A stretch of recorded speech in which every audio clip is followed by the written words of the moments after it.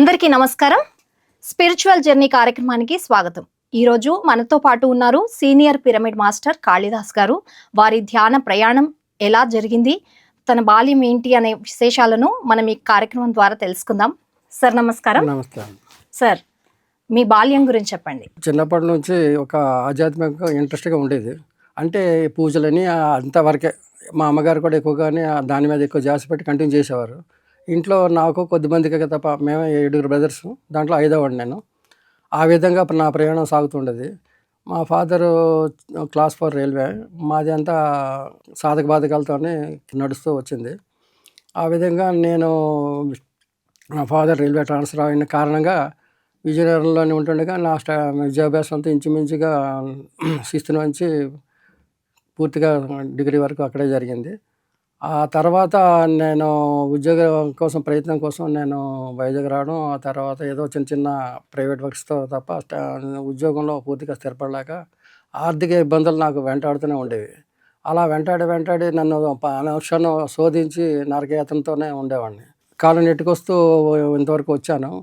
ఇంతలోని నా తాలూకా ప్రయాణం ముఖ్యంగా చెప్పాలంటే, మ్యారేజ్ అయిన దగ్గర నుంచి సంసార జీవితంలోని పిల్లలతోనే చాలా ఒత్తిడితో లోనై ఆర్థికంగా చితికిపోయాను. ఆ చితికిపోయినలో నాకు శాంతి కావాలి, మనశ్శాంతి, మనస్తృప్తి ఎక్కడ వస్తుంది అనేవాడిని. అనుకుంటుండగా ఎవరైనా మన చిన్నజీర స్వామి ఇలాంటి వాళ్ళు ఎవరైనా ఎక్కడైనా ఏదో ఊర్లోని ఉన్న ఊర్లోని ఉంటే వాళ్ళు అవి వింటుండి సంతృప్తి పడిపోయేవాడిని. వాళ్ళు ఏమో చెప్పిన దాంతో నా దానికి బేరీ చేసుకొని ఆనందపడిపోయాడిని. ఆ విధంగా సుత్తిపడిపోయేవాడిని. తర్వాత మళ్ళీ యథాతథిగా నాలో బాధ ప్రవేశించేది. దానికి అంతు లేకుండా ఉండేది. ఈ బాధకి ఫుల్ స్టాప్ ఎక్కడ, దీన్ని ఎలా శోధించాలి, దీని నుంచి ఎలా సాధించాలి అనే వెతుకులాడుతోని ఎన్నో ప్రశ్నలు నాలో ఉదయించాయి. ఆ ప్రశ్నకి అందరూ ఏదో విధంగా చెప్పేవారు. కొంతమంది ఆధ్యాత్ములు కానీ, కొంతమంది అనుభవాలు కానీ, వారి శిష్యులు కానీ, అందరిది అలాగే పుస్తకాలు కొద్దిగా చదివేవాడిని. ఆ గ్రూప్లో ఉన్నవాళ్ళు ఎవరైనా వేరువేరుగా ఉంటే వాళ్ళతో కొద్దిగా ఉన్న పరిచయంతో వాళ్ళకి అడిగేవాడిని. వాళ్ళకి నచ్చిన విధానంలో ఏదో చెప్పేవారు, ఏదో పఠించమనో ఏదో ఇది చేయమనో అలాగే వినేసి ఊరుకుండేవాడిని. ఈ ప్రయాణం సాగుతూ అలాగా వెళ్తూ ఉండేది. అయితే నేను ఒక ఆధ్యాత్మిక దీంట్లో ఒక అతను పరిచయం చేశాడు వేరే దీంట్లో. అది సుమారుగా అప్పటిసారి పూర్తిగా క్రైసిస్లో ఉన్నాను, పూర్తిగా చితికిపోయి ఉన్నాను. అప్పట్లో చెప్పిన తర్వాత నేను ఒక 15 సంవత్సరాలు అందులో సర్వీస్ చేశాను. చేసిన తర్వాత అక్కడ కొన్ని మార్పులు చేర్పులు కొన్ని ఇది కలుషితం అవడం వల్ల, దూరాభారం అవడం వల్ల, లోకల్లో లేకపోవడం వల్ల అప్పుడు నాకు ఒక 6 సంవత్సరాలు బ్రేక్ వచ్చింది. మళ్ళీ నా స్థిమితం కోల్పోయాను. ఏం చేయాలి, ఎలా చేయాలని. అయితే చాలామంది అన్నారు, కొంతమంది సజెషన్ ఇచ్చారు. ఏంటంటే మెడిటేషన్ మంచిది అన్నారు. ఆ వర్డ్ వింటున్నాను, డాక్టర్లు కూడా మెడిటేషన్ మంచిది అంటారు. ప్రతి చోట మెడిటేషన్ వర్డ్ ఉంటుంది, కానీ ఆ మెడిటేషన్ ఎలా చేయాలి, మెడిటేషన్ చేసే విధానం, పద్ధతులు నాకేమీ తెలియదు. ఆ విధంగా ఆలోచిస్తుండగా ఒక వైజాగ్ ఒక సెంటర్లోనే ఏంటంటే ఉచిత ధ్యానం నేర్పించబడి ఓం శాంతి ఉంది. కానీ నాకు వెహికల్ లేకపోవడం వల్ల ఆ టైంకి నేను 2 కిలోమీటర్స్ 3 కిలోమీటర్స్ వెళ్ళలేకపోవడం వల్ల ఆ టైం సెట్ అవ్వక వదిలేశాను. విడిచిపెట్టిన తర్వాత అలాగవుతుండగా వ్యావరింగ్తో ఉన్నాను. నా ప్రయాణం సాగుతుంది. అందరి దేవుళ్ళతో పాటు సైలెంట్ అయిపోయాను. ఇంకా ఏ దేవుడికి ఏది కోరలేదు. కోరి విసిగిపోయాను. ఎవరిని ఎటువంటి నిందించలేదు. సార్, మరి ఇన్ని ఒడిదుడుకుల మధ్య మీరు మీ ధ్యాన ప్రయాణం ఎలా మళ్లించుకున్నారు ధ్యానంలోకి? అదే ఆ సందర్భంలో నేను ఆడుతూ ఉండగా ఒకసారి అనుకోకుండా నేను నార్మల్గా ఏదో పని మీద వెళ్తూ ఉండగా 2011లో ధ్యానం ఇది మన పత్రిక జరిగింది. కానీ అతని పేరు వినడం, ఎక్కడో పేపర్లో చూడడం తప్ప నేను టీవీ మాకు లేకపోవడం చూడలేదు. అతనితో సంబంధం లేదు. ఏదో అతను ఒక ఆధ్యాత్మిక గురువు, అందరితో పాటు అతననే భావించాను అంతవరకే. 2011లో వైజాగ్ అవుతున్నప్పుడు నేను వెళ్ళలేకపోయాను. అప్పటికైతే నాకు ఒక టెంపరీ ఉద్యోగం వలన, ఆ సెక్యూరిటీ ప్రాబ్లం వలన వెళ్ళలేకపోయాను, అటెండ్ అవ్వలేకపోయాను. అది అయిపోయి నాకు 3 నెలలు 2 నెలలు అనుకుంటాను, 6 నెలలు గుర్తులేదు సమంగా. వైజాగ్లో అనుకోకుండా లంక గ్రౌండ్లోని సార్ తాలూకా ఓపెన్ స్పీచ్ పెట్టారు. నేను వెళ్తూ వేరే పని మీద వెళ్తుండగా రోడ్డు పక్కనే నేను నడుస్తూ వెళ్ళిపోతుండగా ఇలాగ వస్తున్నారు, మీరు అందరు రావాల్సిందిగా ఏదో మైక్లో చెప్పారు. రోడ్డు కానించి చైర్స్ అన్నీ వేసి ఉన్నారు, పెద్ద గ్రౌండ్ అది వైజాగ్లో అంటుండగా నాకు అనిపించింది, సరేలే ఏ గురువు అయినా, మత గురువు అయినా మంచి వాక్యాలు చెప్తారు. ఇతనేం చెప్తారు చూద్దాం. ఇంతవరకు వినడం కానీ ఇతను తలకది ఇప్పుడు మనం వెళ్ళలేదు కదా, వింటే ఏం పోయింది. ఏ మతస్థులు అయినా సరే ఆధ్యాత్మికంగా అన్నీ కూడా రుచి ఒక మార్గంలో ఉంటుంది, అందరికీ మంచి మార్గం చెప్తారు కదా అని నా మనసులో తోచింది. అదే భావంతో ఉన్నాను. సరే వెళ్దాం అనుకుని వెళ్ళాను. హాఫ్ అన్ అవర్ తర్వాత స్టార్ట్ అయిన తర్వాత అందరూ ఏదో రకంగా చెప్తున్నారు. సార్ని ఎప్పుడో ఒక పేపర్లో చూడడం తప్ప ఇప్పుడు పర్సనల్గా చూడలేదు. చూసిన అంతా అయిపోయిన తర్వాత అతను మురళి నాదం చేసేటప్పుడు నాకు అందుకో అట్రాక్ట్ అయ్యాను ఆ స్వరానికి. అరే కృష్ణుడు మురళి వాగిస్తుంటే ఆ గోవులన్నీ కూడా చెంతకి ఎంతో చెవులు నెక్కబెట్టుకొని వింటుంటాయి కదా, అదేవిధంగా నాకు అనిపించింది. ఎట్ ఏ టైం చాలా బాగా వాగిస్తున్నారు, బాగుంది మ్యూజిక్ అని దానికే తన్మత్తం చెంది అలాగ ఉండిపోయాను, కూర్చుండిపోయి అలాగనే. స్టేజ్కి ఒక 5 వరుసలో ఉన్నాను. అలా చూస్తున్నాడు, అందరూ స్పీచ్లు ఇచ్చారు. లాస్ట్లో సార్ ఏమో స్టేజ్కి ముందుకు వంగుని అందరినీ సెకండ్ తీసుకుందామా అందామని ఆలోచిస్తూ, సరే తీసుకుంటే ఏం పోయింది, అందరితో పాటు నార్మల్గా ఫార్మాలిటీగా తీసుకుందాం అనే ఉద్దేశంతో సార్ తలగితే టచ్ అయింది. హ్యాండ్ అయిన తర్వాత కళ్ళల్లో కళ్ళు పెట్టిన చూసరికి ఎందుకో అతని కళ్ళల్లో నేను ఎందుకో ధైర్యంగా చూడలేక కొద్దిగా చూసి కళ్ళు కింద తీసాను. అతను సెకండ్ ఇచ్చిన తర్వాత సైలెంట్ అయిపోయాను అంతే. ఇంకా అతని గురించి నేను పట్టించుకోలేదు, నేను నా ఆలోచనలు ఏమి రాలే. అంతట్లో అనుకోకుండా ఒక నెల 2 నెలల తర్వాత ఒక అతను నాకు పరిచయస్తుడే. అతను అన్నాడు, మీరు భీమవరం వెళ్ళండి, మీకు రెడీ అవ్వండి అన్నారు. నాకు భీమవరం అంటే ఏమీ తెలియదు, భీమవరం ఎక్కడ ఉందో తెలియదు, ఏమవుతుందో ఎందుకు పంపిస్తున్నాడో తెలియదు. లేదంటే మీరు ఆధ్యాత్మికంగా వెళ్ళాలి, మీరు కనీసం 10 రోజులు ఉండాలి, 10 సంవత్సరాలు ఉంటాను, కానీ నాకు ఆర్థికంగా ఫైనాన్షియల్గా ప్రాబ్లం, నాకు ఇంకా కానీ అక్కడైనా అయితే నో ప్రాబ్లం, మీరు వెళ్ళండి, 10 డేస్ కంపల్సరీ ఉండాలి, మళ్ళీ బ్యాక్ రావడానికి వీలేదు అన్నాడు. నేను బ్యాక్ రావడం లేదు, మీకు మాట ఇచ్చాను కాబట్టి అంత కష్టమైనా నేను భరిస్తాను, అది గ్యారెంటీ అని. సరే అంటారు. అతను ఏం చేశాడు నాకు చెప్పలేదు డీటెయిల్స్. ఆ భీమవరంలోనే నేను కనుక్కొని వెళ్ళాను. మొట్టమొదటిసారి అక్కడికి వెళ్ళిన తర్వాత వాళ్ళు ధ్యానం ఎలా చేయాలని చెప్పారు. అప్పుడు నాకు చాలా కఠినంగా అనిపించింది. ఎందుకంటే ధ్యాన పరిచయం నాకు పూర్తిగా లేదు, చూడలేదు, వీడియో చూడలేదు, ఎవరు చెప్పలేదు, ఎక్కడ చేయించలేదు. అప్పటికి నాకు మోకాళ్ళ నొప్పులు ఉండేవి, కూర్చోవడం కష్టంగా ఉండేది. అప్పుడు అతను చెప్పాను, నేను మోకాళ్ళలో కింద కూర్చోలేను, నాకు ధ్యానం చేయలేను, 2 నిమిషాలకు మారిపోతుంటాను. అంటే ఏ ఆసనాలు వేసినా పర్లేదు, ధ్యానం కుదిరిపరికి ధ్యానం చేస్తూనే ఉండాలి.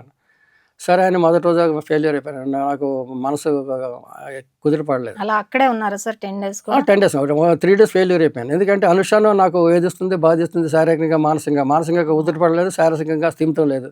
ఈ రెండింటి సంఘర్షణలోనే స్థితిమతం అవుతున్నా. 1 అవర్తో బ్రేక్ ఎప్పుడా, మళ్ళీ లంచ్ ఎప్పుడా, మళ్ళీ ఈ రోజు ఎప్పుడు పూర్తి అయిపోద్దా అనే ఆలోచనలోనే ఉన్నాను తప్ప దేనిని కూడా రోజునంతా అవుతుంది. నాలో భయం రేకెత్తింది. అతనికి ఇచ్చిన మాట ప్రకారంగా నేను ఇలాగ వచ్చాను, ధ్యానం చేయలేకపోతున్నాను, పొందలేకపోతున్నాను, నా వ్యర్థమైపోతున్నాను, వచ్చిన ఆశయం నెరవేరుకుంటుంది, ఇందులో నేను ఎందుకు కృతకృత్యం కాలేకపోతున్నాను, దీనికి ఏంటి మార్గం అని ఎన్నో విధాలుగా మదన పడుతూ మనసుని శాంతి లేక అలమటిస్తున్నాను. వచ్చినా కూడా కుదురుకు పడకుండా మార్పు చెందుకుంటున్నాను. అలాగే 2వ రోజు కూడా ఫెయిల్యూర్ అయిపోయాను. 3వ రోజు కూడా నాకు మీద నాకే నమ్మకం పోయింది. 3వ రోజు అయిపోతుంది, 3 రోజులు ఫెయిల్యూర్ చేసుకుంటున్నాను. ఏదో టైం పాస్ చేసి కళ్ళు మూసేస్తున్నాను తప్ప మనసు కుదిరి పడుకుంటుంది, మనసు అని దొరకుంటుంది. గత స్మృతిలో భూతకాలం అన్నట్టుగా భూతకాలం భయపెడుతుంది, భూతంలాగా వర్తమాన కాలం వేధిస్తుంది, భవిష్యత్తు ఏమో నమ్మకం కూడా పోయింది, దేని మీద స్థిమితం లేదు. ఇక్కడికి వచ్చిన తర్వాత కూడా ఏమాత్రం మార్పు లేదు ఏంటి అని భయపడుతూ ఉన్నాను. మరి అక్కడ చాలా మంది ధ్యానులు వస్తుంటారు కదా సార్, వాళ్ళతో ఎప్పుడైనా ఇంటరాక్ట్ అయ్యి వాళ్ళతో మాట్లాడి అసలు ఏంటిది అని తెలుసుకునే ప్రయత్నం ఏం చేశారు? అక్కడ కుదరలేదండి. యాక్చువల్ ఏంటంటే అక్కడ 10 రోజుల వరకు నోబుల్ సైలెన్స్ అండ్ మెడిటేషన్, అంతకు తప్ప 10 డేస్ వరకు కూడా ఆ ప్రసక్తి లేదు, ఎవరితో ఇట్లా కాంటాక్ట్ లేదు. చాలా స్ట్రిక్ట్ రూల్స్ అండ్ రెగ్యులేషన్స్ అనేది ఇరుక్కుపోయాను. నేను ఓనామాలు తెలియదు, ధ్యానంతో పరిచయం లేదు, ఎక్కడ చెందలేదు. ఆ భూమిలో నెలకలుగా చాలా బాధపడాలి. 3 రోజులు పూర్తయిన తర్వాత అప్పుడు నాకు కొంచెం నాకు ధైర్యం, కొంచెం స్థిమితం కుదిరింది. అప్పుడు ఆత్మవిశ్వాసం పెరిగింది. అప్పుడు చేయగలను అనుకున్నాను. ఆ 7 డేస్ పరిపూర్ణంగా చేయగలిగాను. అంటే అప్పుడు నాకు రుచించింది, మనసు కుదిరిపడింది, ఎంతో ప్రశాంతత కలిగింది. అప్పటికే 4th డే నుంచి కొంచెం నా ముడుకులు నొప్పులు కూడా తగ్గి 30 గంటల వరకు నేను ఒక పద్మాసనంలో కూర్చొని ఎలా చేశాను నాకు అర్థం కాలేదు. అక్కడ నుంచి ఉన్న 1 అవర్కి 1 టైం ఆర్ 2 టైమ్స్ పొజిషన్స్ మార్చుకొని ఆ ధ్యానం చేస్తుంటాను, మెడిటేషన్. రోజుకి 10 అవర్స్ ఉండేది ధ్యానం. 1 అవర్ మధ్య బ్రేక్, మళ్ళీ 1 అవర్ అలాగా పెర్ డే 10 అవర్స్ చేయించారు భీమవరంలో. సెంట్రల్ చేసి వచ్చిన తర్వాత మళ్ళీ ఒక 3 months 4 months బ్యాక్ అయిపోయింది. అది సెంటర్ అక్కడ లేదు, మళ్ళీ వెళ్ళిపోతే ఏలూరు వెళ్ళిపోవాలి, లేకపోతే హైదరాబాద్ 3 సెంటర్స్ ఉన్నాయి. 7 days లో కూడా మీ అనుభూతులు ఎలా ఉండేవి? అనుభూతులు అంటే అక్కడ క్లాస్ తక్కువ ఉంటాయి, మాస్టర్స్ క్లాస్ ఏమి ఉండేవి కావు, అంతా ఇదే కేవలం మెడిటేషన్. తర్వాత చిన్నది మౌనం, తర్వాత మైక్లోనేమో పాలి భాషలో ఏదో ఉంటుంది, ఆ తర్వాత తెలుగు ట్రాన్స్లేషన్, ఇంగ్లీష్ ట్రాన్స్లేషన్ కొంచెం వినివినమేటగా ఉంటుంది. అయితే ఏంటంటే అష్టాంగ మార్గాలు, తర్వాత ఇవన్నీ. అయితే మేము చదువుకున్న రోజుల్లో కొన్ని పాయింట్స్ తెలుసు, అతని జీవిత చరిత్ర గురించి విన్నాము, ఆ పాయింట్స్ చాలా వరకు ఉన్నాయి, కొంతవరకు తెలుసు తప్ప ఎక్కువగా క్లాసులకు ప్రాధాన్యత లేదు. ఒక 10 నిమిషాలు 15 గంట అంతే, మాస్టర్స్ అంతే. డిసిప్లైన్ ఎక్కువ, మౌనం ధ్యానం మీద ఎక్కువ డిపెండ్ అయ్యాను. అలా 10 రోజులు అయిపోయిన తర్వాత అక్కడి నుంచి పని చూసుకొని ప్రశాంతంగా వచ్చాను. ఇంట్లోనే ఏదో వేడి తగ్గి ఏదో బరువు తగ్గి మనశ్శాంతి కుదిరి ఏదో ఆహ్లాదంగా ఎక్కడో హిమాలయాలకు ఎక్కడో ఏదో గాలిలో తేలుతున్నట్టు ఉండేది. అంతవరకే నేను ఆ తేడా గ్రహించాను. ఆ మనసుకి ప్రశాంతత కుదిరింది, మనసు బరువు తగ్గింది, ఏదో మనోధైర్యం తెలియని మనోధైర్యం కలుగుతుంది, ఏదో చిన్న తృప్తి కలిగింది. సరేలే అలా చాలు అనుకుని ఉన్నాను. ఆ తర్వాత ఇంటి దగ్గర ఏదో ఈ పరిచయం ఉంది కాబట్టి అలవాటు అయింది కాబట్టి ధ్యానం చేసుకున్నాను. వాళ్ళు చెప్పారు ఉదయం సాయంత్రం చేయండి అని. ఆ విధంగా ఇంట్లో ఒంటరిగా చేసేవాడిని. అయితే నా బాధ ఏంటంటే చిన్న తపన ఉండేది. అంటే అంతకుముందు నేను ఇంకా వేరే ధ్యాన కేంద్రం ఉండేటప్పుడు అక్కడ కూడా ఎక్కువగా ధ్యానానికి ఇంపార్టెన్స్ కాకపోయినా బాంధవ్యాల గురించి ఎక్కువ ఇంపార్టెన్స్ ఇచ్చేవారు. కుటుంబ బాంధవ్యాలు, ప్రపంచ బాంధవ్యాల వల్ల పటిష్టంగా ఉండాలి, బాంధవ్యాలకి ఇంపార్టెన్స్ ఇవ్వాలి, దానికి ఎంత కృతజ్ఞత చెప్పాలని. అది నాకు అందులో విన్న తర్వాత ఇందులో కూడా దానికి సంబంధించి వచ్చింది. చాలా వరకు పాయింట్స్ కూడా ఇందులో నేను విన్నాను, నేర్చుకుని తెలుసుకున్నాను. అక్కడ కూడా నాకు సేవ అంటే ఇష్టం, సేవ చేసేవాడిని. అయితే ఈ దూర ప్రాంతం హైదరాబాద్లో మాత్రమే 3 సెంటర్లు ఉన్నాయి ఈ విపాసన. నాకు ఇంత దూరం రావడానికి అవకాశం లేక నేను ఏలూరు కూడా వెళ్ళలేదు. అలా బ్రేక్ అయిపోయి 4-5 నెలలు అయిపోయారు. ఆ తర్వాత అప్పుడు నేను ఎందుకో నాకు అది చేసి వచ్చిన తర్వాత ఒక కొద్ది రోజుల పని నాకు గుర్తొచ్చింది. అయిన తర్వాత ఆ తర్వాత పత్రి గారు హ్యాండ్ ఇచ్చారు నాకు. ఇది ఏమీ లేదు, ఇందులో నేను లేదు, నేను అందులోకి వెళ్ళిపోయానా అనుకున్నాను. ఇది స్పర్శ తగ్గిన నాకు రూట్ అటు చూపించారా, పోనీ అదే మంచిదే, సరే అటు నుంచి ఇటు వచ్చారు. నాకు ఇంకా సులువుగా అనిపించి సులభంగా ఉంది, చాలా ఆసక్తి కలిగింది. అయితే ఇందులో రావడానికి ఒక కారణం ఏంటంటే సరే అలా కూరుకుంటుండగా ఒకళ్ళేమో నేను ఆన్ ది వే ఎప్పుడు వెళ్తుంటాను, నాకు ఒక 1/2 కిలోమీటర్ దూరంలో ఆన్ ది వే వెళ్తుండగా ఒక చిన్న బోర్డు పెట్టారు ఒక ఆంజనేయ స్వామి టెంపుల్ దగ్గర. ఉచిత ధ్యానం నేర్పించబడును ఎవ్రీ సాటర్డే 1 అవర్, అంటే 6 to 7 అని. అయితే నాకు ధ్యాన పరిచయం కొంచెం ఉంది కాబట్టి సరే ఇంటికి కొంచెం దగ్గరగా ఉంది, ప్రాబ్లం అయితే అది ఈవినింగ్ పెట్టారు కాబట్టి టైం కూడా సరిపోయింది. సరే ఆ ధ్యానాన్ని కంటిన్యూ చేసుకుందాం. పని వీళ్ళు ఏ ధ్యానం చెప్తారో తెలియదు, ధ్యానంలో ఎన్ని పద్ధతులు ఉన్నాయో, ఎన్ని రకాలు ఉన్నాయో, ఏం క్లాస్ చెప్తారో, ఇంకేమైనా యోగాలు ఆడితే అక్కడి నుంచి ఇటు మళ్ళారు. అంటే నేను దానికి కారణం ఏంటి చెప్పాను అంటే అవుట్ ఆఫ్ స్టేషన్కి మాటిమాటికి వెళ్ళాను. ఆ క్లాసులో 10 రోజులు ఉండిపోవడానికి బాధ లేదు, కానీ అవుట్ ఆఫ్ స్టేషన్ కొంచెం నాకు ప్రాబ్లం వల్ల నేను వెళ్ళడానికి ఇది. తర్వాత దాని సెంటర్స్ కానీ మనలాగా సత్సంగాలు కానీ లేవు అవి వైజాగ్లోనే. ఏమీ లేదు, నా మటుకు నేనే ధ్యానం చేసుకోవడం ఊరుకోవడం తప్ప మళ్ళీ నేను మాటి క్లాసులు అటెండ్ అవ్వలేకపోతున్నాను. గ్యాప్ అదే ఆ చిన్నది ఉండేది. ఆ విధంగా ఉంటుండగా అప్పుడు అనిపించింది ధ్యానం ఏదైనా ఒకటే కదా, అంతకుమించి ఇంకేముంది, వాళ్ళు కూడా నేర్చుకుంటూ ధ్యానాన్ని పెంపొందించుకుందాం, తెలిసిన ధ్యానాన్ని అని ఒక నిర్ణయంకి వచ్చాను. అప్పుడు ఆంజనేయ స్వామి గుడికి వెళ్ళడానికి వచ్చేసరికి రోజు ఆ నెంబర్ మర్చిపోతాను, బోర్డు మీద నెంబర్ ఉంది, నోట్ చేసుకోలేదు. అలాగే 2 months గడిచిపోయింది. ఒక రోజు ఇంటికి వచ్చిన గుర్తు వచ్చేది, రిటర్న్ వచ్చినప్పుడు నోట్ చేసుకుందాం అనుకుంటే మర్చిపోయాను. అలాగ అయిపోయిన తర్వాత 3 నెలలు గడిచిపోయిన తర్వాత అప్పుడు నేను ఆలయ పూజారికి అడిగితే అతను అన్నాడు ఇక్కడ అవుతుందండి, శనివారం నాడు అంతమంది వస్తున్నారు, 10 మంది వస్తున్నారు, కంటిన్యూ అవుతుందంటే అదే పక్కన స్టేజ్ అదే వరండా లాగా ఉంది, అక్కడ చెప్తారండి. సరే అని కన్ఫర్మ్ చేసుకున్నాను. బోర్డు కరెక్టే, ఏమైనా పాత బోర్డు ఉండిపోయిందేమో, మళ్ళీ ఇబ్బంది ఏమో అనుకున్నాను. అతను ఎప్పుడైతే పూజారి అంగీకరించారో వెంటనే ఆ తర్వాత మళ్ళీ ఒక వారం రోజులు వెళ్ళాను. ఆ టైంకి వెళ్ళేసరికి మేడం గారు ఉన్నారు, ఒక 6-7 ఉన్నారు. అప్పుడు అతను ఆ మేడం గారు అడిగారు అనమాట, ఏంటి మీకు ధ్యాన పరిచయం ఉందా, మీరు ఎక్కడ నేర్చుకున్నారు, మీరు పత్రిక మీద ఉన్నట్టు. నాకు ఏమీ తెలియదండి అంటే భీమవరం వెళ్ళంటే తడవర్తి రాఘవరావు గారు అన్న, రాఘవ గారితో పరిచయం లేదు, అని చూడలేదు, నాకేం తెలియదండి, ఇలాగ విపాసన నుంచి నేను ఇలాగ వచ్చాను, మరి నాకు ధ్యానం మీద మమకారం ఉంది, మనశ్శాంతి కూడా ఉంది, చేసుకోవాలన్న ఆరాటంతో నేను మీ దగ్గరికి సమీపించాను అన్న. అంటే సరే మంచిదే, మీరు విపాసన చేశారు కాబట్టి మీకు ధ్యానం గురించి అంతగా చెప్పక్కర్లేదు, మీ ధ్యానం ఆ విధంగా కంటిన్యూ అయిపోండి, కూర్చోండి అన్నారు. అప్పుడు నేను పద్మాసనంలో కూర్చొని వాళ్ళతో పాటు నేను డీప్గా వెళ్ళిపోయాను ధ్యానాలకి. ఆ డీప్గా వెళ్ళిపోయి మళ్ళీ వాళ్ళు చెప్పి టైం అయ్యే వరకు పిలిచే వరకు నేను కళ్ళు తెరలేకపోయాను. ఆ అలవాటు అయిపోయింది, ఎంతో తృప్తిగా ఉంది. మరి హనుమాన్ మందిరం మరి ఏంటో చెప్పలేను, ఎంతో ప్రశాంతత కుదిరింది. అలా ప్రతి వారం ఎప్పుడు వస్తుందో ఎదురు చూసేవాడిని, వారానికి ఒకసారి గంటే అలా చేరుతున్న తర్వాత వాళ్ళు అప్పుడప్పుడు కొంచెం పరిచయం చేసి, ఇంకా అది నవంబర్లో నేను పరిచయం అయ్యాను.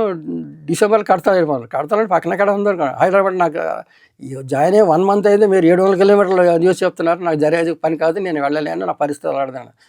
అంతట్లో ఫస్ట్ అనౌన్స్మెంట్, అంతట్లో ప్యాంప్లెట్ ఒకటి దొరికింది, ఇచ్చారు, వాళ్ళు కూడా చెప్పారు, ప్రకృతి వెళ్ళలో ఫస్ట్ జాయిన్ చేయడం. నేను అన్నాను, మన ఇంటికి మనకి ఒక 80 కిలోమీటర్ దూరం ఉంది, నాకు ఆ సమస్య లేదు, కొంత నేను ఏదో ఇది అయ్యి దానికి నేను అటెండ్ అవుతాను, ముఖ్యంగా ఎన్ని రోజులు అంటే అన్ని రోజులు సేవ చేసుకొని కంటిన్యూ ఉంటాను, అటెండ్ అవుతాను, ఇది మాటిస్తున్నాను. కడతాల కంటే ఇంకోసారి అవకాశం ఉంటే నెక్స్ట్ ఇయర్ ఇంకో ఇయర్ వెళ్తాను, ఇది ఒక్కటే ప్రారంభం. అప్పుడు నేను అడుగు వేసింది అక్కడే. ఓకే, 11 రోజులు కంటిన్యూగా సేవ చేసుకుంటూ అక్కడే గడిపి ఎంతో ప్రశాంతంగా ఉండేది. మరి మొత్తం ట్రాన్స్ఫర్మేషన్ అక్కడి నుంచి వచ్చిందంటారా? నాకు ధ్యాన పరిచయం అయిన మేడం చెప్పింది, నేను ధ్యాన పరిచయంలో ఆధ్యాత్మికంగా నాకు ఈ మెడిటేషన్ టచ్ అయిన దగ్గర నుంచి అలా కంటిన్యూగా మమేక అయిపోయాను. మమేక అయిపోయిన తర్వాత తరతమ భేదాలు నాకేం లేదు. ఎవరు చెప్పినా అంగీకరించడం వరకే నాది. తర్వాత మనం పాటించడం అది మన ఓన్ చాయిస్. అంతవరకే కానీ ఎవరిని విమర్శించడం కానీ నాకు మొదటి నుంచి ఇష్టం లేదు. అది ఏ మతస్థులైనా ఎవరైనా సరే మంచి చెప్తారు, మహావాక్యాలు చెప్తారు. మనకి అర్థం కాకపోవచ్చు, రుచించకపోవచ్చు. వాళ్ళు చెప్పిన 10 పాయింట్లో మనం ఒక్క పాయింట్ అయినా అంగీకరిస్తే మంచిదే మన జ్ఞానానికి అనేసి నా ఉద్దేశం మొదటి నుంచి కూడా. ఆ విధంగా ఆ సిద్ధాంతంతో ఉండేవాడిని. ఆ 11 రోజులు చేస్తే నాకు ఎంతో సాటిస్ఫాక్షన్ ఉంది. అక్కడ ఉన్న రషప్ ఫస్ట్ టైం నేను చూడడం, అంత రషప్ అన్ని ఊరు నుంచి రావడం. ప్రతి ఒక్కరికి అడిగేవాడిని, మీరు ఏ ఊరు నుంచి వచ్చారు, ఇక్కడికి ఎందుకు వచ్చారు, ఎన్ని సంవత్సరాలు బట్టి ధ్యానం చేస్తారు, మాట కలిపేవాడిని. ఎక్కడైనా సమయం సందర్భం ఉన్నప్పుడు, భోజనం చేసినప్పుడు, ఎక్కడైనా అవకాశం ఉన్నప్పుడు నేను ఒకరోజు ముందుగా వెళ్ళిపోయేవాడిని. వెళ్ళిపోయిన తర్వాత అక్కడ వాతావరణం నాకు ఎంతగా కొత్తగా అనిపించింది, కొత్త అనుభూతిని ప్రసాదించింది. ఆమె చాలా దూరం నుంచి వస్తున్నాడని ఆశ్చర్యపోయాను. ఒక చిత్తూరు అని, కర్ణాటక అని, రకరకాల ఊర్లు చెప్తే ఇంత దూరంలో ఇంత మూలకి వస్తున్నారా, ఇంత ప్రసిద్ధి పొందిందా అని నాలో నేను మానసికంగా చైతన్యపరిచిందా మరి వాళ్ళతో అందరితో మాట్లాడడము, వాళ్ళ అభిప్రాయాలు తీసుకోవడము? తప్పనిసరిగా నేను ఇంట్రెస్ట్ చూపించేవాడిని. అంటే ఆ అలవాటు నాకు మొదటి నుంచి అంతకు ముందు కూడా ఉండేది. అలవాటు కంటిన్యూగా ఇప్పుడు అయింది. సంతృప్తిపడిపోయాను. ఆ తర్వాత సరేలే అనేసి 11 రోజులు నాకు ఏ రోజు అన్ని రోజులు అయిపోయిందని గడిచిపోయినప్పుడు నాకు తెలిసేది కాదు. వెళ్ళిపోయినప్పుడు అప్పుడు నిన్నే వచ్చేవాళ్ళు అయిపోయినా అని కొంచెం బాధ కలిగేది అనమాట.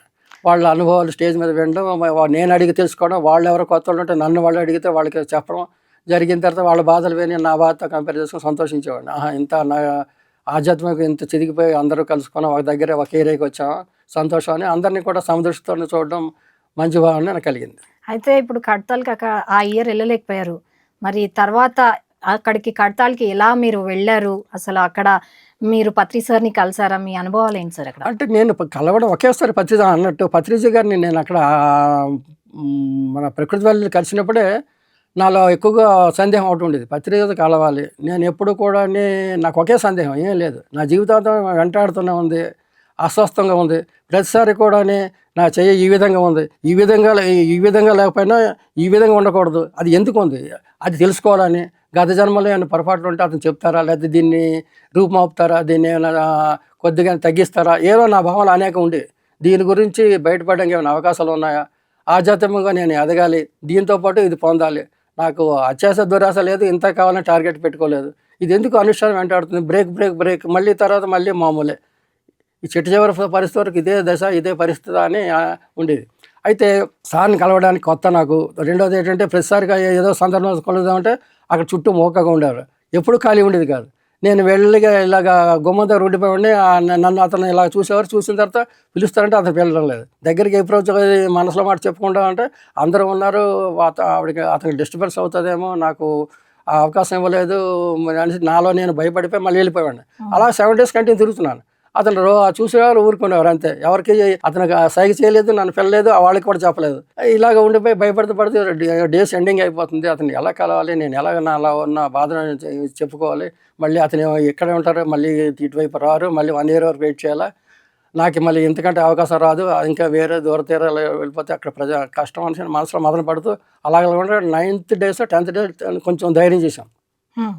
చేసి ఆ గుమ్మం దాటికి మధ్యస్థంగా అతని సమూహంలో ఉన్నారు, అందరూ కూడా అతనికి పాదసేవ చేస్తున్నారు, అందరూ కూడా ఉన్నారు. ఎప్పుడు బిజీ, ఎవరో ఒకరు ఖాళీగా ఉంటే నేనంటే దగ్గర కూర్చొందంటే ఎప్పుడు కుదిరేది కాదు, మాట్లాడడానికి నాకు ధైర్యం చేయలేదు కాదు, నా వెనక ఎవరు లేరు, ఏం చేద్దాం అనుకున్నాను. అలాగుంటుండగా మధ్యలో నిలబడిపోయాను. అతని దగ్గర నిలబడిపోతే అప్పుడు సైగ చేసి కూర్చున్నారు. కూర్చున్న తర్వాత ఇలాగ సైగ చేశారు. ఇలాగైన తర్వాత చెప్పమని చెప్తున్నారా, సరే నా విషయం చెప్పాను, ఈ విధంగా ఉందండి, ఎక్కడ ఉద్యోగం చూసినా కాంట్రాక్ట్ ఉద్యోగాలు, అది మధ్యలో కట్ అయిపోవడం, వాళ్ళు ఏమో సరిగ్గా శాలరీ ఇవ్వకపోవడం, లేదా ఆ వర్క్ కంప్లీట్ అయిపోయిన తర్వాత బ్రేక్ అయిపోయి మళ్ళీ ఉద్యోగం కోసం వెతుకులాటగా 2-3 నెలలు పట్టడం, 6 నెలలు పట్టడం, మళ్ళీ చిన్న భిన్నంగా ఉంది. నేను మనస్ఫూర్తిగా ఎంత కష్ట నష్టాలను ఓర్చి చేద్దామన్నా నాకు దొరకుంటుంది, ఆ శాపం పాప నాకు అర్థం కాలేదంటే ఇలాగన్నారు. ఇదేంటి నేను చెప్తుంది తప్ప అబద్ధం అనుకుంటున్నారా అనుకుని నాకు అర్థం కాలేదు. అయిన తర్వాత అప్పుడు ఒక మాట అన్నారు, అది గత జన్మ నుంచి సంక్రమిస్తుంది, దానికి అందరూ దానికి బద్దులే, ఇది నీకు ఒక్కరికే కాదు, దాని గురించి నువ్వు చింతించుకు నీ మనసు నుంచి తీసే అన్నారు. ప్రతి ఒక్కరు అలాగే చెప్తున్నారు అనేసి మనసులో అనుకున్నాను, ఏమన్నా అలాగ ఉండిపోయాను సైలెంట్గా. దీనికి రెమెడీ ఏం చెప్తారని ఆలోచిస్తుంటే అలాగ ఉండిపోతే అప్పుడు అన్నారు, ఏ పరిస్థితిలో ఉన్నావు ఆలోచించుకో, అదే పనిగా నువ్వు మన మనసుని బాధ పెట్టుకోకు, మనసుని తీసేసి నువ్వు ఏం చేయాలనుకుని నిర్ణయించుకున్నావో మనస్ఫూర్తిగా నువ్వు డిసైడ్ తెలియజేయన్నారు. అంటే అప్పుడు నేను చెప్పాను, నాకు అవకాశం ఉన్నది, నేను మనసుగా చేయగలిగింది సేవ, అది నాకు కొంచెం నాకు ఇష్టమైంది. రెండోది ఏంటంటే అంతకుముందు కూడా చేసింది. అంత తప్ప నా గురించి నేనేమి ఇవ్వలేను, ఇవ్వగలిగింది ఏం లేదన్నాను. అంటే సరే అదే కంటిన్యూ చెయ్యి అన్నారు. హ్మ్. ఇంకా ఏమైనా చెప్తారా అంటే దాని మీద బేస్ అయిపోయారు, మరొక మాట అనలే. అంటే నువ్వు అది అదే చెయ్యి, అన్నీ అవే జరుగుతాయి అన్నారు. సరేలే అతను మాట ఇచ్చారు, ఏం జరుగుతుందో అతనికి తెలియాలి, నా తర్వాత భగవంతుడికి తెలియదు. ఏదైతే నాకు చెప్పారు నేను ఫాలో అవ్వను. నేను ప్రామిస్ ఎక్కడ చేసినా ఇది తప్ప నేను ఇంకేం చేయలేను. ఆచాతూచ కూడా పాటించగలను, అంతే తప్ప ఆర్థికంగా నేను ముందడుగు వేయలేను. 11 రోజులు కంప్లీట్ అయిపోయిన తర్వాత మళ్ళీ పత్రిసాని కలవడం జరిగిందా మీరు? అంటే ప్రతి సంవత్సరం అంటే ప్రతి ఫంక్షన్లో నేను స్టేజ్ దగ్గర ఉండడం, కలవడం, చూడడం తప్ప అతనితో పర్సనల్గా మాట్లాడడం జరిగేది కాదు. ఆయన ఏదైతే ప్రేరేపించారో మాటలతోని, అవును. సో దాని అంతరార్థం మళ్ళీ తెలుసుకునే ప్రయత్నం గాని, దాని వైపు అడుగులు వేయడం గాని చేశారా అక్కడే ఉన్నప్పుడు?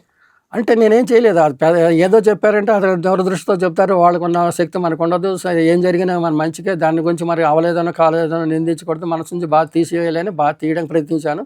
ముఖ్యంగా మెడిటేషన్ ఉన్నప్పుడు ఆ బాధ తగ్గింది. దాని నుంచి బయటపడ్డాను అంతవరకే. అయితే అలాగా ఒక 3, 4 సంవత్సరాల తర్వాత మిత్రులు పెరిగారు. మన ఆధ్యాత్మిక మిత్రులు పెరిగిన తర్వాత వాళ్ళ సహాయంతోనే, వాళ్ళ మాట సహాయం అని, ఏ సహాయాన్ని, అప్పుడు నాకు మనోధైర్యం పెంచింది. ఎక్కువగా నేను ఏదో టెంపరేచర్ చేసి 2016లో విడిచిపెట్టాను కాబట్టి నాకు టైం కూడా ఎక్కువ దొరికింది.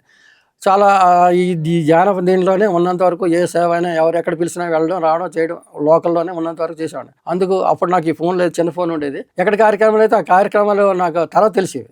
ఎవరో ఒకరు చెప్తే కానీ తెలిసేది కాదు. కొంతమంది తెలిసిన వాళ్ళు అడిగారు, ఏం రాలేదండి, మెసేజ్లు పెట్టామండి. మెసేజ్లు మీరు పెట్టి ఉండొచ్చు, నాకు ఫోన్కి అవైలబుల్ లేదు, నేను తెలియక రాలేదు, తెలిస్తే వచ్చిండేవాడిని అన్న. అదే ప్రాబ్లం అయిపోయిందంటే అందరూ మెసేజ్లు పెట్టేస్తున్నాను ఇబ్బంది లేకుండా. మరి ఇప్పుడు పిఎస్ఎస్ఎం మూవ్‌మెంట్‌లో ఇప్పుడు సేవాదళ్ లో కార్యక్రమాలు చాలా ఉంటాయి. మీరు అందులో ఎలాంటి సేవలు చేశారు? సేవలో తారతమ్యం చూపిస్తే, మన బేసిజం చూపిస్తే అక్కడ మన సేవ చేయడానికి చేసినట్టు అంటే అనిపించదు. అత్యంత తృప్తినిచ్చిన సేవ ఒకటుంటుంది. ఒకరికి వడ్డించడము ఇష్టము. అలాగని నేను కేటాయించుకుంటే నాకు అది ఇవ్వచ్చు, ఇవ్వకపోవచ్చు. ఆ బాధ నా మీద ఉండిపోద్ది, వాళ్ళు ఇవ్వలేదే అని. ఆ సంకోచం ఉండడం, అది మనసులోకి ప్రేరేపిస్తుంది, మనకు తెలియకుండా బాధిస్తుంది. అందుకే ఏ రోజు ఈ సేవలు మార్చినా సరే ప్రతి సేవ మంచిదే. ఇది కాకుండా ఇంకోటి ఇస్తారు, ఇంకోటి ఇస్తారు. ఎప్పుడు ఇస్తామని మనం ఏంటి రాసి పెట్టలేదు కదా. అది మనస్ఫూర్తిగా చేయాలి కానీ మదన పడుతూ చేయకూడదు అని నా ఏది ఇచ్చినా చాలా తృప్తిగా అది మీ వంతుగా చేసుకుంటూ చేయడమే. వెళ్ళిపోయారు. లేదు వాళ్ళని మీరు అడిగి మీరు ఏ సేవ అయితే ఇంట్రెస్ట్ చేస్తారు చెప్పండి అంటే అప్పుడు నా చాయిస్ చెప్పగలను. అది వాళ్ళకి అవకాశం ఉండొచ్చు, మనస్ఫూర్తిగా ఇష్టపడవచ్చు, ఇష్టపడకపోవచ్చు, అక్కడ ఫిల్అప్ అయిపోవచ్చు, కాకపోవచ్చు. సరే అని అంటాను, అంగీకరిస్తాను. అంటే అంతే అనమాట.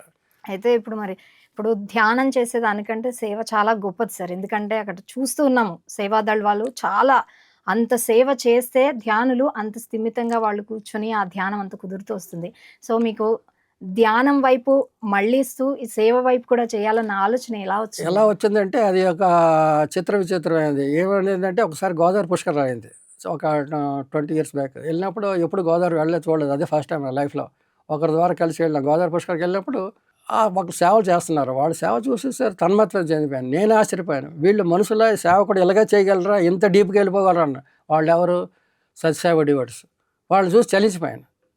వాళ్ళు ఈ శుభ్రత, అశుభ్రతగా మనగానే లేదు. ఎటువంటిదైనా సరే మనశ్శాంతిగా, మనస్తృప్తిగా, ఎంతో ఆనందంగానే వాళ్ళు చేసిన సేవ నిస్వార్థంగానే అంత కలిసిమెలిసి ఐకమత్యంతో చేయడం ప్రతి చోట, ప్రతి పనిలో కనబడుతుంది.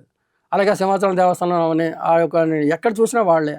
ముఖ్యంగా ఈ రాజమండ్రి గోదావరి పుష్కరాల్లో చాలా అతీతంగా చేశారు. కళ్ళారా చాలా వరకు చూశాను. దాని మీద నాకు సేవ అనేది చేస్తే ఇలాగే చేయాలి అంకిత భావంతోనే. మంచిదే, చాలా సంతోషం. దేన్ని ఆశించకుండా ప్రతి దాన్ని కూడా భగవంతుని చూసి చేస్తున్నారు. అప్పుడు నాకు మహాత్మా గాంధీ గుర్తొచ్చారు. మహాత్మా గాంధీ తాలూకా బయోగ్రఫీ చదివిన తర్వాత కూడా అతను అంతే కదా, తన పైకన్నాన్ని క్లీన్ చేసుకున్నారు. అన్ని సేవలో కూడా నేను పరమాత్మను చూసుకున్నారు. అతని లైఫ్ చూసిన అది సత్యమే, ఇది సత్యమే. అన్ని సత్యాలు చూసినప్పుడు ఏదైనా మనం దానికి కట్టుబడి ఉండిపోవాలి. ఏదైనా అవకాశం వస్తే చేయాలి ఎప్పటికైనా అని అది చూసాక నిర్ణయించుకుని ఊరుకున్నాను అంతే. ఆ తర్వాత వేరే ఆధ్యాత్మిక కార్యక్రమం ఉండేటప్పుడు అనుకోకుండా యాదృచ్ఛికంగానే మరి ఏమని మాకు 10 రోజులు సేవాదళలాగా అక్కడ మాకు అక్కడ పడేశారు. ఇక్కడ మన గోదావరి పుష్కర్లో. అది పుష్కరాల్లోని మేము ఏం చేయడం అంటే వృద్ధులకి, పిల్లలకి, వీళ్ళందరికీ తప్పైన వాళ్ళకి ఏమో దారి చూపించడం, అడ్రస్లు చెప్పడం, వాళ్ళు ఏమైనా పడిపోతే వస్తువులు అక్కడ అందివ్వడం, లెగలేని వాళ్ళు చేయూతనివ్వడం, వాళ్ళకి ఏమో సంపూర్ణ సహకారాలు ఉన్నంతలో ఇవ్వడం, లేదంటే అనౌన్స్మెంట్కి అది తీసుకెళ్ళడం, వాళ్ళకి అప్పచెప్పడం. ఈ కార్యక్రమాల్లో షిఫ్ట్ వైజ్గా చేసేవాళ్ళం. అలాగా 11 రోజులు చేసరికి అక్కడ నాకు తృప్తి అనిపించింది. సేవ ఫస్ట్ టైం చేయడం, మాకు సెపరేట్ బ్యాడ్జ్ ఇవ్వడం, యూనిఫామ్ ఇవ్వడం, అలాగా ఆ ఆధ్యాత్మికంలో కంటిన్యూ చేసేవాడిని. నాకు ఎంతో సంతోషం, సంతృప్తిని కలిగించింది. మరి ఇప్పుడు కడతాల్‌కి ఎన్నేళ్లుగా వెళ్లారు? అసలు అక్కడ సేవా కార్యక్రమాలు ఎలా ఉన్నాయి? మీకెలా అనిపించింది? అంటే నేను ఫస్ట్ టైమ్ వచ్చేటప్పుడు అక్కడ వైజాగ్‌లోని వాళ్ళేమో ఒక పిరమిడ్ సెంటర్‌కి వెళ్తే వాళ్ళు ఏమన్నారంటే, మీరు ఆన్‌లైన్‌లో చేసుకోండి, బుక్ చేయండి. ఆన్‌లైన్ నాకేం తెలీదు, మీరు చెప్పండి అంటే, ఒక మేడం ఏం చేశారంటే ఆన్‌లైన్ నాది ఇక్కడ నుంచి డైరెక్ట్ పంపించారు కడతాలకి. సేవా కార్యక్రమం కోసం. అది మీరు ఆ పేపర్ తీసుకుని వాళ్ళకి పంపించారు. నాకు ప్రూఫ్ పేపర్ ఇచ్చారు. అందరూ గ్రూప్‌గా రిజర్వేషన్ చేసుకొని వెళ్ళిపోయారు. నాకు ఎక్కడ ఏం తెలీదు. హైదరాబాద్ అంటే నేను చాలా మహాసముద్రం, దీనికి ఎక్కడికెళ్ళాలి, ఎలాగ వెళ్ళాలి, ఇది ఎంత దూరం ఉందని అందరి దగ్గర అడ్రస్‌లు తీసుకొని, ఫోన్ నెంబర్లు తీసుకొని, రూట్ కనుక్కొని, రూట్ మ్యాప్‌లు రాసుకొని, ఇండిపెండెంట్‌గా వితౌట్ రిజర్వేషన్‌లో వచ్చాను. వచ్చి కొంచెం ఇబ్బంది పడినా కొంచెం మనోధైర్యంతో, మనశ్శాంతిగా వచ్చాను. వచ్చి కడతాల్లో నేను ఒక్కడినే దిగాను. దిగిన తర్వాత అక్కడి నుంచి మాట్లాడి ఆటోలో డైరెక్ట్‌గా చేరాను. ఆ ప్రాంతాన్ని చూసిన తర్వాత నాకు ఎంతో వింతగా అనిపించింది. అది ప్రకృతి వెళ్ళలాగా ఉంది కానీ చాలా పెద్దది ఇక్కడ. చాలా ఎస్టాబ్లిష్మెంట్ చాలా ఘనంగా చాలా పెద్దదే ఉంది అని నేను నిర్ణయించుకున్నాను. అది చూసి నేను ఎంతో సంబరపడిపోయాను. అక్కడికంటే ఇంకా బాగా జరుగుతుంది అని ఊహించాను. అంతకు మించే బాగా జరిగింది, సంతోషించాను. అప్పట్లో పత్రిజీ గారు తాలూకా స్పీచ్ ప్రతిదీ కూడా ఏ స్పీచ్ స్టేజ్ మీదకి వస్తారో ఆ స్టేజ్ వదలకుండా ముందు అడిగారు. దాంట్లో సేవ ఉన్నప్పుడు 20 తారీఖు వెళ్ళిన సేవ 21 ఇస్తానన్నారు. అది ముందు ఇవ్వకపోతే వెళ్ళకపోతే అప్పుడు కూడా రష్ అయిపోద్ది, వర్క్ 21 స్టార్ట్ అయిపోద్ది అనుకున్నాను. కానీ 21 ఈవినింగ్ స్టార్ట్ చేస్తారు అనుకోలేదు, మార్నింగ్ అయిపోద్ది అనుకున్నాను. అయిన తర్వాత 21 మధ్యాహ్నం ఇచ్చారు. ఇచ్చిన తర్వాత వాళ్ళు అడిగా సేవ చేస్తారు ఏటేట అన్నాను. నాకు అంటే నేను ఇంకా ఉండబట్టగా స్టేజ్ ఇవ్వండి అన్నాను. ఆ స్టేజ్ మీద ఫుల్ అయిపోయాను. నేను స్టేజ్ అంటే వాళ్ళు ఏమనుకున్నారు, స్టేజ్ మీద కార్యక్రమాలకి మాత్రం కూర్చుని పోతాను, అక్కడే కావాలని అందరూ కోరుకుంటారు, రష్ అప్ అయిపోద్ది కదా అంటున్నారు. నేను అన్నాను, కాదండి స్టేజ్ దగ్గరలో నేను ఏదైనా చేస్తాను. నా బాధ ఏంటంటే స్టేజ్ల దగ్గర జరిగిన ప్రముఖుల తాలూకా ప్రసంగాలు వినాలని, వాళ్ళు తపన. చెప్పేవి ఏమిటో తెలుసుకుందాం. ఒక్కొక్కరు ఒక్కొక్క రకంగా వాళ్ళ భావం వ్యక్తీకరిస్తారు. అది మనం తెలుసుకుందాం, మనం సంతోషిద్దాం, తృప్తిపడదాం, అదే ఆలోచన నాకు. సార్ చెప్తారు కదా, సార్ని మనస్ఫూర్తిగా చూసుకోవచ్చు, సేవ చేస్తున్నట్టు ఉండొచ్చు, అది కూడా మనకు పూర్తిగా ఉండొచ్చు అనేసి నా ఉద్దేశం అన్నమాట. ఆ ఉద్దేశంగా కోరుకున్న తర్వాత ఆ చైర్స్ అన్ని రాత్రి 11 తర్వాత మొత్తం అంతా సర్దడం, తెల్లవారుసరికి రెడీ చేయడం, మళ్ళీ స్టేజ్ దగ్గర అవే కార్యక్రమం పూర్తిగా ఎక్కువగా ఆ సంవత్సరం నేను చేశాను. మరి అవన్నీ అప్పుడు నాకు సేవాదళం ఫస్ట్ టైం ఇచ్చారు. సేవాదళం ఇస్తే సేవాదళంలో నేను చెత్త చెదారం మిగిలిన టైంలో పని ఉండదు కదా, కుర్చీలు ఉదయం రాత్రి చేర్పించిన తర్వాత పగలు నుంచి అలాగే ఉంటాయి కుర్చీలు. కాబట్టి మాకు మధ్యాహ్నం 3:30, 4 సేవాదళం పిలిచేవారు. నాకు వెళ్ళడానికి కొంచెం భయం, ఇబ్బందిగా ఉండేది. ఏంటంటే డ్యాన్స్లు వినటువంటి పర్లేదు, కానీ ప్రసంగాలు మిస్ అయిపోతామో అని ఉండేది. ఆ టైంలో ఉంటే బాగుంది అనుకుంటే కోరుకుంటే సరిగ్గా 3:30, 4కి ప్రముఖ ప్రవచనాలు ఉండేవి. సో మంచిది అనుకొని ఈ చెత్త చెదారం మొత్తం అంతా ఏరడం, సేవాదళంలో మొత్తం సంపూర్ణంగా పాల్గొని ఒక గంటన్నరలో అందరితో పాటు కలిసి వచ్చేవాడిని. అన్ని భాషల వాళ్ళు, కన్నడ, తెలుగు అన్నట్టుగా అందరితోనే ఒక కుటుంబంలాగా, అందరిలో వాళ్ళ ఊర్లో నేనున్నానో, నా ఊర్లో వాళ్ళు ఉన్నారో తెలియదు కానీ అందరు కలిసి వసుంధర వసుధైక కుటుంబంలాగా చాలా సంతోషంగా ఉండేది. ఆ కార్యక్రమం చేసి అందరూ సంతోషంగా ఉన్నాను గ్రూప్గా. మరి అప్పట్లో ఇవన్నీ స్టేజ్ ప్రోగ్రామ్సే కాకుండా అక్కడ పిరమిడ్‌లో ధ్యానం, ఆ అనుభూతుల గురించి చెప్పండి. నేను పిరమిడ్‌లో ధ్యానం చేసినా సరే నాకు ఒక గంట, అరగంట తగులుతుందా, వెళ్ళిపోతే బాగును, సేవ చేస్తే బాగును, ప్రసంగాలు వింటే బాగును అనిపించేది నాకు. అందుకు ఎక్కువగా దానికి నేను ఇంపార్టెన్స్ ఇచ్చేవాడిని. ఒక అరగంట చేసుకునేవాడిని.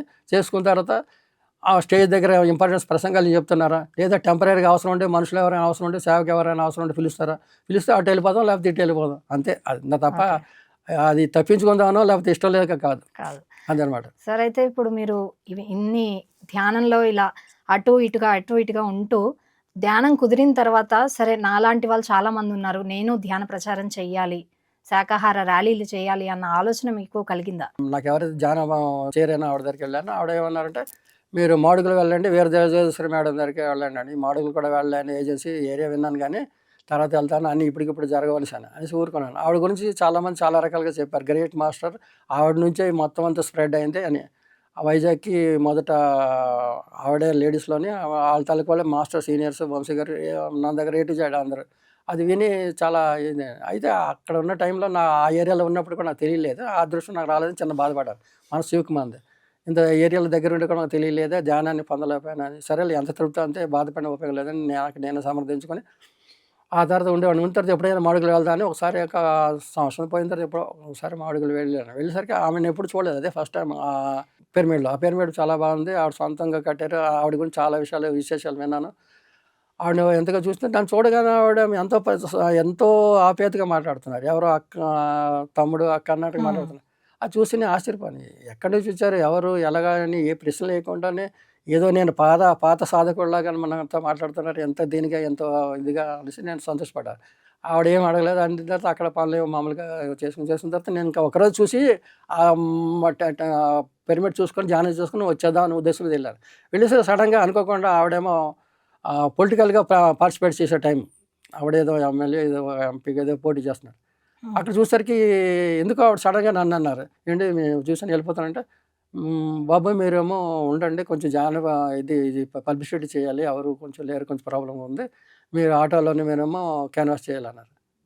వెళ్ళిపోతాను సార్, నాతో ఒక అతను వచ్చాడు, అతను వెళ్ళిపోతాను. బాబు నేను ఆవిడకి మాట ఇచ్చాను, ఆవిడ మాట కొట్టేలేకపోయాను, నువ్వు వెళ్ళిపోతే వెళ్ళిపో, మరి నేను ఉండిపోతాను, నువ్వు వెళ్ళిపోను. నా కోసం అతను కూడా ఉండిపోయాడు. అప్పుడు ఇద్దరం కూడా ఆటో వేసుకొని మొత్తం ఆవిడ చెప్పిన ప్రకారంగా పాంప్లెట్లు పంచుతూ షాప్కి వెళ్ళి అందరికీ చెప్పడం, వాళ్ళు కన్విన్స్ చేయడం, ఎంతో ఓపికగానే అన్నీ ఎలా చెప్పాను. అనిపించింది సార్ మరి ఆ అనుభవం? అది చెప్పిన తర్వాత నాకు ఎందుకంటే ఒక అలవాటు ఉంది, రెండోది ఏంటంటే దాంట్లో తృప్తి కలిగింది. మళ్ళీ ఒకరి మాట ఆవిడ అంత శాంతియుతంగా తృప్తిగా చెప్పారు. నా చేతనే చేయగలిగాను. నాకు శక్తికి మించింది కాదు, నాకు బాధించదు. నా శక్తికి మించింది అయితే చేయలేనని చెప్పగలను. నాకు చేయగలిగింది అదే, నేను ఇవ్వగలిగింది అదే. నా నుంచి ఎవరికైనా సర్వీస్ అవనికైనా విశ్వేశ్వరుడు అయినా అనుకొని డిసైడ్ అయిపోయి నేను ఎంతవరకు వీలైతే అంతవరకు అలాగే 2 రోజులు చేసిన తర్వాత లాస్ట్ డే క్యాన్వాసింగ్ చేయకూడదు అనేసి గవర్నమెంట్ ఆర్డర్ వచ్చింది, క్లోజ్ లాస్ట్ డే. అది అయిపోయిన తర్వాత ఆవిడకి చెప్పి వచ్చాను. వచ్చిన తర్వాత అప్పుడు వైజాగ్ నుంచి ఎప్పుడు వచ్చినా సరే నా కొన్ని మీటింగ్లకి, కొన్ని ఫంక్షన్లకి ఆవిడ వచ్చేవారు. వచ్చేటప్పుడు నన్ను చూసిన తర్వాత అలా కూర్చున్నట్టు, మేడం గుర్తుపట్టారా అని, ఎలక్షన్కి వచ్చాను కదా, గుర్తుపెట్టాను, మీరు కంపల్సరీగా మాకు సంక్రాంతికి రండి, మా పిరమిడ్కి అని. అలాగే వెళ్ళండి అనేసాను. అలాగన్నమాట ఆ విధంగా ఈ విధంగా గుర్తుపట్టాను. ఎవరు పిలిచినా కాదు, అయితే నన్ను గుర్తించి, అంటే ఇతను కూడా ఒక సాధకుడే ఈ ఏరియాలో ఉన్నారని కొందరికి తెలుసు, అందరికీ తెలియదు. అయితే అడపాదడప వెళ్ళడం వల్ల కొందరు గుర్తించి కొందరు అడిగారు పిరమిడ్లో, మీరు ఎక్కడ ఉన్నారు, నిలబడి చేస్తున్నారు. అప్పుడు అన్నీ తెలిసిందో ఆ పరిచయం పెంచుకొని మెంబర్స్ కూడా బాగా పెరిగారు. పెరిగిన తర్వాత అదనమాట 5 kilometre, 10 kilometre, 20 kilometre, 15 kilometre local సరౌండింగ్లో అంతానే ఉంది. అప్పుడు ఏ టైంలో ఎక్కడ అవుతుందని నాకు ఇమీడియట్గా నాకు ఫ్లాష్ వచ్చేది, న్యూస్ దొరికేది కాదు. కొన్ని తెలిసేది, కొన్ని తెలియదు కాదు. అప్పుడు ఒక అతను పరిచయం, అతను సీనియర్ మాస్టర్, అతనేమో ఫోన్ చేసి చెప్పేవారు, పలానప్పుడు పలానా గంటలకి ఉండండి, మీరు అక్కడ కలిసి వెళ్ళిపోదాన్ని. ఓకే అనేవాడిని. అతను ఒకసారి మర్చిపోయినా, లేట్ అయిపోయినా, కొన్ని మిస్ అయిపోయాడిని. అలా నాకు తెలిసిన వాళ్ళు అడిగేవారు, మీరు రాలేదంటే ఇదే కారణం అని చెప్పేవాడిని. అదే సార్, మరి ఇంత జర్నీ చేస్తూ ప్రచారాలు చేస్తూ ఉన్నారు కదా, పూర్తి ట్రాన్స్ఫర్మేషన్ ఎప్పుడు వచ్చింది మీలో? నాలో ట్రాన్స్ఫర్మేషన్ నేను ఏమైనా కోరుకోలేదు. ప్రతి ఒక్కళ్ళు కూడా నేను చూసుకున్నాను, జన్మలు చూసుకున్నాను అంటే నా బాధ చివుక్కుపోయింది. ఎన్నాళ్ళు చేసినా సరే వాళ్ళ గత జన్మలు చూసుకున్నాను అంటారు, థర్డ్ ఐ ఓపెన్ అయింది అంటారు, ఇన్ని రకాలుగా చెప్తున్నారు. నాకెందుకు రావడం లేదు, రాలేదు నేను బాధపడాలా, విచారించాలా? నేను మెడిటేషన్ పెంచుకున్నా నాకు రావడం లేదు, మామూలుగా సేవ చేసినా రావడం లేదు. సేవ రూపంలో కర్మ కరిగిపోతుంది అన్న భావన ఎప్పుడైనా కలిగిందా? మరి నేను ఓపెన్ అవ్వలేదు సరే, నేను చింతించలేదు. ప్రతి ఒక్కళ్ళు చెప్తున్నారు, ప్రతి స్టేజ్ మీద చెప్తున్నారు, ప్రతి ఒక్కళ్ళు చెప్తున్నారు. మా రూరల్లో ఉన్న వాళ్ళు చెప్తున్నారు, అర్బన్లో ఉన్న వాళ్ళు చెప్తున్నారు, సీనియర్స్ చెప్తున్నారు, జూనియర్స్ చెప్తున్నారు. నా గత జన్మలు నేను చూసుకోలేకపోతాను, ఎందుకు ఇలాగ ఉన్నానో నాకు ఏ మాస్టర్ కానీ కల్లో కానీ కనిపించడం లేదు, నా మనసుకి అనిపించడం లేదు. నాలో లోపమా, నా పాపం, ఎందుకు పోలేదు, సరేలేదు, దాన్ని నాకు రానిపడేది. అప్పుడు ఒక తటపతి రాగారో ఎక్కడెక్కడ ఎవరెవరో కొన్ని మాస్టర్లు చెప్పారు, రాలేదని బాధపడకండి, విచారించకండి, ఎవరికి రావచ్చు రాకపోవచ్చు దాని మీద ధ్యాస పెట్టకండి అన్నారు. అక్కడి నుంచి నేను మనసులో తీశాను, వస్తే సంతోషం, లేకపోతే లేదు, నేను చూసుకోకపోయినా జరగవలసింది అలాగే జరుగుతుంది, ఏది జరిగినా నాకు మంచిగా జరుగుతుంది అనేసి నేను ఒక ధైర్యం పెట్టుకున్నాను. ఆ ధైర్యంతో నాకు ఒక ఆక్సిజన్, అది తెలియని ఆక్సిజన్ నాలో ప్రవేశించింది. అదే నాకు బ్రతికిస్తుందేమో అనుకున్నాను. అందుకని నాకు బాధలు, నాకు భయపెట్టడం మనిషి, ఆ భయం పెట్టినా సరే నేను మళ్ళీ ధ్యానాలు అనుకోవడం లేదా గుర్తు తెచ్చుకునేసరికి అవి నన్ను వదిలి వెళ్ళిపోవడం జరుగుతుంది. అందువల్ల నేను దాన్ని కంటిన్యూ చేస్తూ దానికే నేను కృతజ్ఞత చెప్పుకుంటాను. అదన్నమాట. ఓకే, మరి శాకాహారం వైపు మనసు ఎప్పుడు మళ్ళింది? అంటే నాకు శాకాహారం అంటే నేను ఎప్పుడో సంవత్సరం ఒకసారో 2 సార్లు ఎవరో ఫంక్షన్ చేస్తే అలాగే తినేవాడిని తప్ప మనస్ఫూర్తిగా తినేవాడిని కాదు. ఎవరైనా వాళ్ళకి నా మీద ఏమో గిల్టీగా ఫీల్ అవ్వడం, ఏమైనా ఇది చెప్తారేమో అనుకుని మొగమాటంకో తినేవాడిని, కానీ మనస్ఫూర్తిగా ఎప్పుడు అంగీకరించేవాడిని కాదు. నేనుగా తినడానికి ఇప్పుడు ప్రయత్నించేవాడు కాదు, ఎవరికి అడిగేవాడిని కాదు, హోటల్లో కూడా ఇప్పుడు తినేవాడు కాదు, ఇంట్లో కూడా వాళ్ళు తినరు, నేను ఎందుకు తినాలి, నేను మనిషివాడిని. దాని మీద నాకు అపేక్ష లేదు. ఎప్పుడు శాకాహారంగా ఏదన్నా సరే శాకాహారం తృప్తిగా ఎక్కువగా తినడం నాకు అలవాటు, ఆ తృప్తి అంతే. అయితే శాకాహారం అప్పటి నుంచి అలవాటు ఉంది, ఇప్పుడు ఎలాగ తప్పదు అని పూర్తి ఇంట్లో ఎప్పుడు మానేశాను. ఇప్పుడు మన గ్రూపంలో ఎక్కడా లేదు, ఇంకా దాని సమస్య లేదు, దాని ఆలోచన నాకు లేదు, నా భావన లేదు. సరే, ఇప్పుడు మరి ధ్యానం వల్ల మీ ఆరోగ్యం కానీ మానసికంగా శారీరకంగా అదే ఎలా టైం అనిపిస్తూ ఉంటుంది? అదే టైంలో నేను ధ్యానం చేసిన కొత్తలో ఒక సంవత్సరం 6 మాసాల తర్వాత ఎప్పుడు ఊహించలేదు సడన్‌గా నాకు 2 స్టంట్లు పడ్డాయి. స్టంట్లు పడిన తర్వాత నేను అప్పుడు ఇటువైపు నేను ఆలోచించకుండా ఎప్పుడూ లేదు. ఎప్పుడు తలనీళ్ళు ఇవ్వను. అలాంటిది వెంకటేశ్వర స్వామి తిరుపతి తలనీళ్ళు ఇస్తారని మొక్కుకున్నాను. అన్నీ సవ్యంగా సక్రమంగా అయితే చాలని. అయిపోయిన తర్వాత క్షేమంగా వచ్చాను. తలనీళ్ళు ఇవ్వడానికి 1 ఇయర్ పట్టింది. తర్వాత ఏదో కష్టం మీద అష్ట కష్టాలు పడి మొత్తం మీద వెళ్ళాను. ఆ తలనీళ్ళు తీర్చుకున్నాను. ఆ 5 సంవత్సరాల తర్వాత మళ్ళీ నాకు వెంటనే సడన్‌గా ఇది సెకండ్ వేవ్‌లో కరోనా వచ్చింది. కరోనా వచ్చిన తర్వాత ఇంకా సెకండ్ వేవ్‌లో పూర్తిగా ఇదైపోయింది. అప్పుడు ఒకటే అనుకున్నాను. ఇక ఎవరికి మొక్కను సనకను. మాకు కొంతమంది సీనియర్ మాస్టర్లు ఉంటే వాళ్ళకి అతి కష్టం మీద చెప్తే వాళ్ళన్నారు, "మీరు అధైర్యపడకండి. మేము మీ గురించి ధ్యానం చేస్తాం. మీకు అవకాశం ఉన్నంత వరకు, మీకు ఓపిక ఉన్నంత వరకు, మీకు గుర్తున్నంత వరకు ఆ బెడ్ మీద మీరు ధ్యానం చేసుకోండి" అన్నారు. అలాగే చేస్తానండి. ధ్యానం అంటే నాకు ఇక్కడ ఈ స్థితిలో పావుగంట చేస్తాను, 10 నిమిషాలు చేస్తానో తెలీదు. స్పృహ ఉండడం లేదు నాకన్నారు. దానికి మీరు చింతించకండి. మీకు ఎలాగైతే అలాగ ధ్యానం చేయండి. ఆ ధ్యానంలోనే అంతా సమర్థత నాకు మనోధైర్యం ఇచ్చారు. సరేలేండి, మీరు ధ్యానం చేసినా, నేను ధ్యానం చేసుకున్నా నాకు విశ్వాసం ఉంది. ఆ ధ్యాన సమయంలో సమాప్తం ఇది చేయాలనుకుంటే నాకు అది ఉంచుతారు. నాకు ఈ భూమి మీద నేను ఏ కార్యక్రమంకి వచ్చానో, ఏ పని చేయాలనుకుంటున్నానో, ఏది చేద్దాం అనుకుంటున్నానో, ఆ పని పూర్తయ్యే వరకు ఎలాగో ఉంచుతారు తప్పదు కదా అని ఆ ఉద్దేశం మీద నేను ఏ దేవుళ్ళకి కూడా నేను ఏ మొక్కుబడి లేకుండా మనస్ఫూర్తిగానే ఆ 16 రోజులు హాస్పిటల్ నుంచి బయటపడ్డాను. అక్కడ నుంచి నేను కంటిన్యూగా విశ్వాసంతో ఉన్నాను. అది అయిపోయినాక జస్ట్ లాస్ట్ డిసెంబర్‌లోనే చాలా సివియర్ అయిపోయింది. స్టంట్స్ అన్నీ ఫెయిల్యూర్ అయిపోయి మళ్ళీ బైపాస్ సర్జరీకి వచ్చాను. కడతాలకి వెళ్ళలేకపోతున్నాను ఈసారి. ప్రతిసారి వెళ్తున్నాను. Last year కడతాకి రాలేకపోయాను. కడతాలే కాదు, ప్రకృతి వ్యాలీకి కాదు, రాజమండ్రి కాదు, ఎక్కడికి వెళ్ళలేకపోయాను. ఇది లాస్ట్ ఇయర్ వెళ్ళకపోతే ఇప్పుడు నేను వెళ్తానంటే నేను రెస్ట్ తీసుకొని 8 నెలలైంది ఆపరేషనే.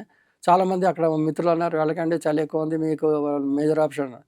నేనన్నాను, "ఎక్కడైనా జరగాల్సింది జరుగుతుంది, వదిలేయండి. లాస్ట్ ఇయర్ వెళ్ళకపోవడం ఏదో పెద్ద తప్పు చేసినట్టు, నేరం చేసినట్టు ఉంటుంది. ఏ పిరమిడ్‌లకి వెళ్ళలేకపోయాను, లోకల్ క్లాసులు కూడా చాలా వరకు రాలేకపోయాను.